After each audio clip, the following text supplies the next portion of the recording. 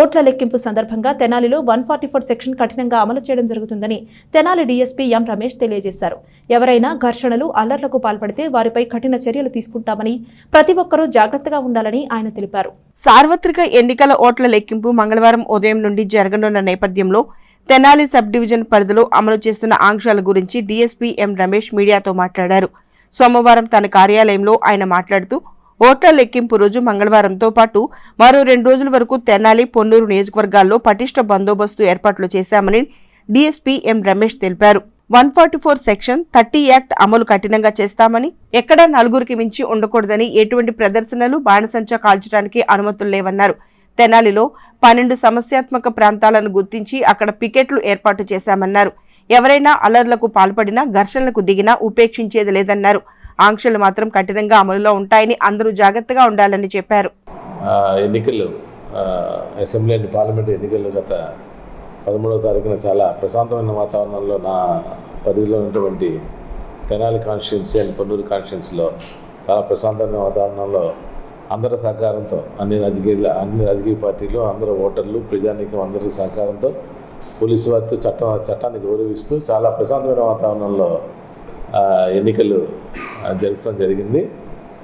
మరి ఆ ఎన్నికల యొక్క ఫలితాలు రేపు కౌంటింగ్ జరగబోతున్నాయి.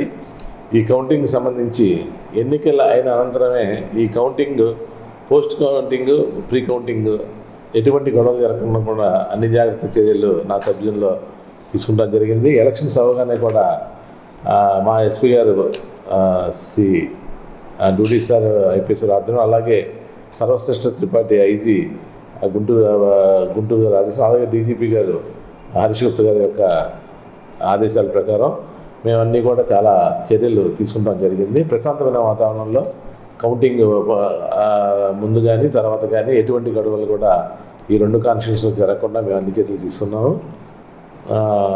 సెంట్రల్ ఫోర్సెస్తో ఫ్లాగ్ మార్చ్ చేస్తాం జరిగింది. 2 నియోజకవర్గాల్లో సుమారు 45 ఫ్లాగ్ మార్చ్లు వివిధ విలేజెస్లో, తర్వాత వార్డ్స్లో కూడా ఫ్లాగ్ మార్చ్ సెంట్రల్ ఫోర్స్ అలాగే లోకల్ ఫోర్స్ కూడా ఫ్లాగ్ మార్చ్ చేసి కాన్ఫిడెన్స్ బిల్డప్ చేస్తాయి ప్రజల్లో.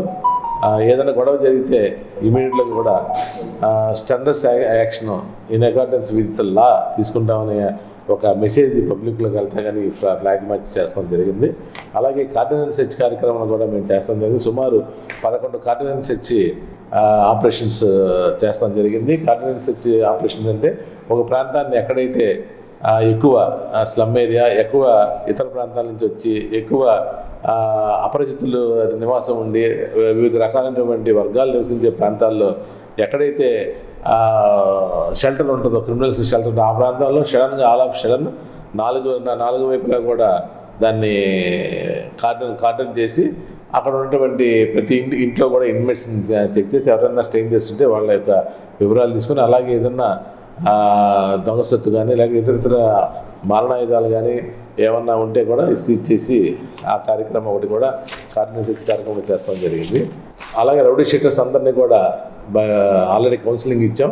గత ఎన్నికల్లో వాళ్ళందరినీ కూడా బైండ్ అవుట్ చేస్తాం జరిగింది. వాళ్ళు కూడా ఒకసారి కౌన్సిలింగ్ ఇచ్చి ఎటువంటి గొడవల్లో కూడా వాళ్ళ పార్టిసిపేషన్ ర్యాలీల్లో కానీ విక్టరీ పొజిషన్లో కానీ ఉండకూడదని కూడా వాళ్ళందరికీ చెప్తాం జరిగింది. ట్రబుల్ మాంగర్స్ అని కూడా ఆల్రెడీ కొన్ని లిస్టు మాకు పైనుంచి కూడా వచ్చింది. ఆ లిస్టు ప్రకారం కూడా ట్రబుల్ మాంగర్స్ని ఎవరైతే యాంటిసిపేట్ చేస్తారో మా అన్నోళ్ళని కూడా సుమారు దగ్గర 200 మందిని కూడా మేము బైండ్ అవుట్ చేసాం.